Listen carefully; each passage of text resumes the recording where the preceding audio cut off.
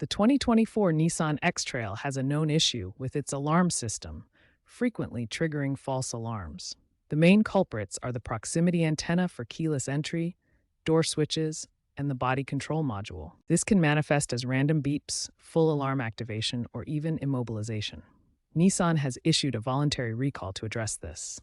The underlying cause is a software glitch in the BCM combined with hardware sensitivities. This primarily affects models built between April and December 2024. If your alarm is acting up, the first step is to confirm if your vehicle is part of the recall.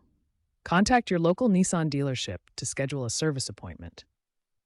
While professional servicing is often necessary, you can try a few troubleshooting steps. First, ensure your key fob battery is fresh, using a 3-volt CR2032 type. If problems persist, consider a BCM reset.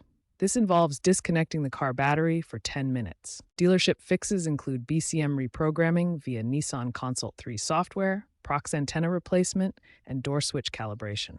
These fixes have shown high success rates with over 90% resolution when combined.